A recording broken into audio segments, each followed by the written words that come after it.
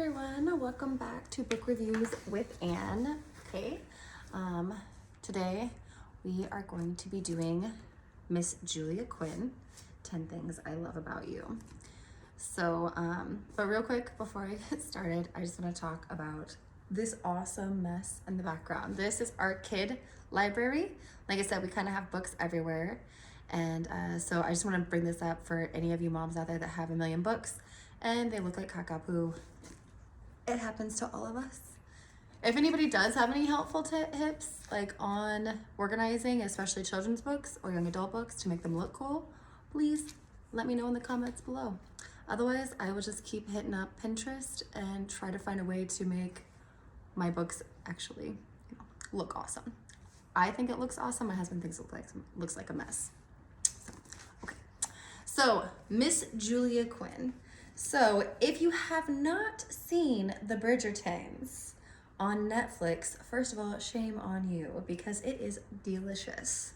And if you have seen The Bridgertons and you did not know that that is based off of a book series by Miss Julia Quinn, again, shame on you. I'm just kidding. There's no shame here. It's a safe space. So, I absolutely loved The Bridgertons. I'm not a huge TV drama person. If I want my drama, I'm gonna get them from my books. But a friend of mine, thank you so much, ladies, on a ladies' night, introduced me to it, and I could not help it. I loved it so much. I made my husband watch it. He was not as amused with it. I mean, he liked it, but he wasn't as enamored as I was because I was like, oh, I love Julia Quinn.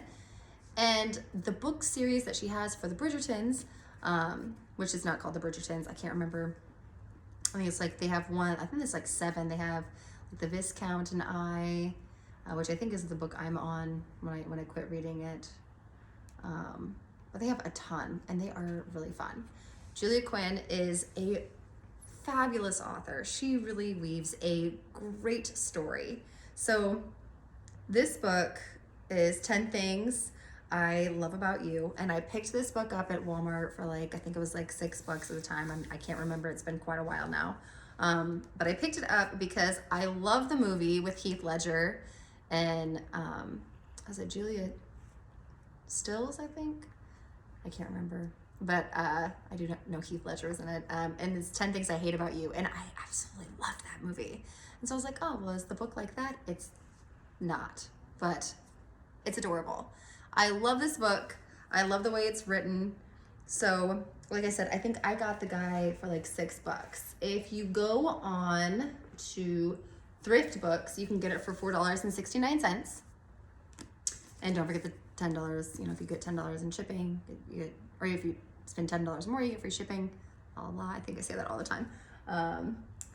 Amazon on Kindle, you can get it for $7.99.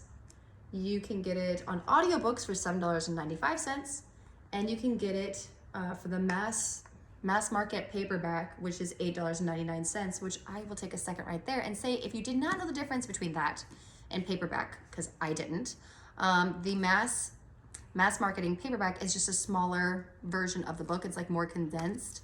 It's like smaller writing and things like that, and they call them pocket books because a lot of times they can fit in your pocket or purse, which I did not know. I found that out today.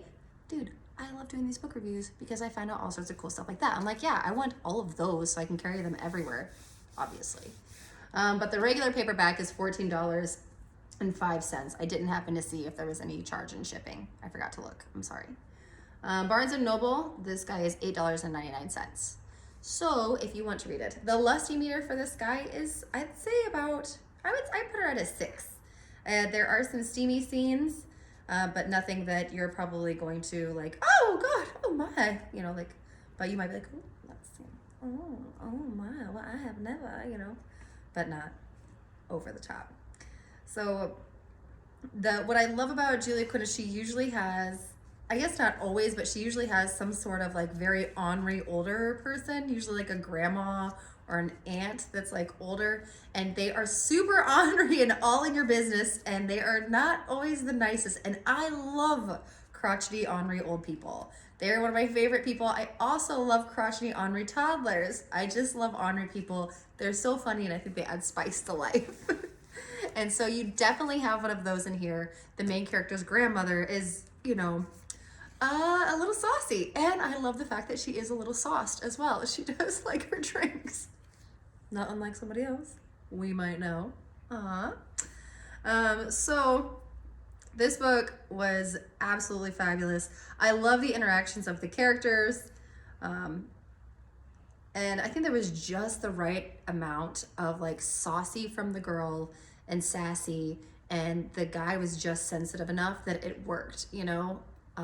He was, and he has a secret, which is not, it's in the first chapter, so I don't feel like I'm thinking, but it looks like he is trying to be a writer, maybe? I don't know.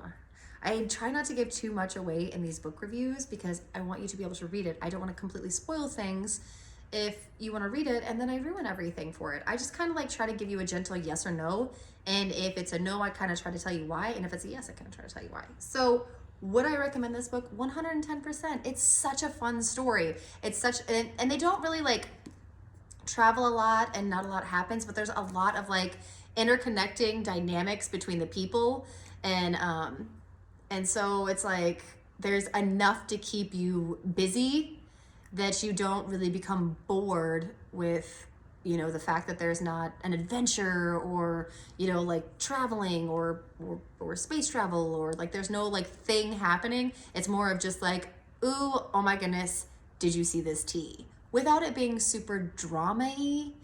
It's more funny but at times concerning, because you can feel the concern for this poor girl as, you know, they're trying to marry her off and she's like, oh no, like I don't want to do that at all.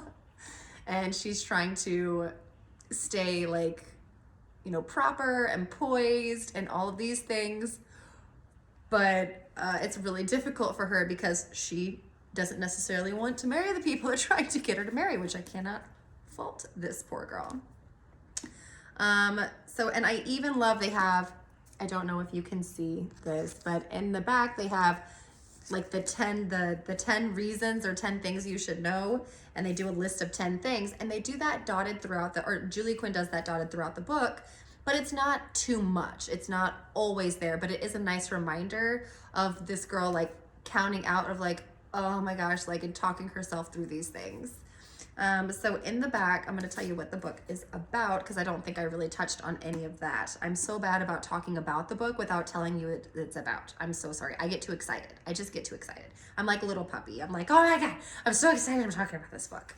I actually skipped ahead because I try to read do my romance library in order, but there's some of them that I just, I have to reread because I kind of didn't forget the plot, but the stories kind of combined, so I have to reread them.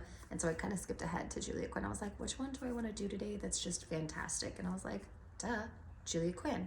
Not that she's like a bit, not to insult any other romance novelist, like she's not like number one, but she is up there. I think she's fabulous. I just think she's fabulous. She weaves such a fun story. I'm actually going to reread this guy, even though I don't have to, just because I started like skimming through it and I was like, oh my God, this is so fun. So I'll stop saying, oh my God. So 10 things you should know about this book. Number 1, Sebastian Gray is a devilishly handsome rogue with a secret. Number 2, Annabelle Winslow's family voted her the Winslow most likely to speak her mind and the Winslow most likely to fall asleep in church. Number 3, Sebastian's uncle is the Earl of Newbury, and if he dies without siring an heir, Sebastian inherits everything. Number 4, Lord Newbury detests Sebastian and will stop at nothing to prevent this from happening. Ooh. Number 5, Lord Newbury has decided that Annabelle is the answer to all of his problems. Number 6, Annabelle does not want to marry Lord Newbury, especially when she finds out that he once romanced her grandmother. Let's be honest, ladies, none of us would like that. Number 7 is shocking. Number 8 is delicious. And number 9 is downright wicked. All of which lead to number 10, happily ever after. So like I said, this book is really fun. And the quirky romance, of course, as her and Sebastian, the hated nephew, are kind of having this back and forth between each other of like, you know, arguing. And then Annabelle's having this panic of, oh my God, I don't want to get married to this guy, but she's trying to be polite, but like, and then, of course, you know, Sebastian is busy, you know, thinking about, you know, potentially being, or his secret, and then and then being with, like, inheriting, is he gonna inherit or not? I don't think he really gives a shit. Maybe, I don't know. But it's pretty funny watching him thumb his nose at his uncle because he's purposely trying to upset him at this point. And Annabelle is pretty funny. Like, if one of the things that they talk about in the very, very beginning of the book is them talking about how she has large hips and they're good for breeding, and she's trying to think of how much weight she has to lose so she doesn't look fertile. Or she mentioned something about, how do I look infertile? I'm like, oh man. So as I said, the author does a really great job to have a really fun story as you read through it. It's not boring. And so, yeah, I would definitely give this a sticker. I would recommend go pick it up.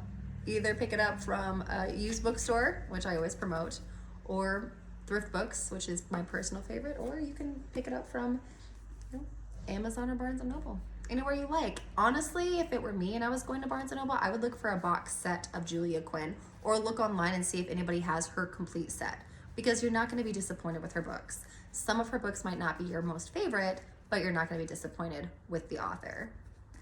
She is fabulous. So, as you can tell, I probably need to quit talking because I'm getting too excited, and I have other things that I have to do, like organize my bookshelf or clean my messy house. Any of those things. Something real estate, something other than just talking about books all day. Even though I would love to talk about books all day. I cannot, alas. So I hope everybody has a wonderful Thanksgiving. I'm not sure if I'm going to see you before Thanksgiving. If not, if you celebrate, have a blast, eat lots of food, have some hot cocoa, and be safe on your travels. See you next time.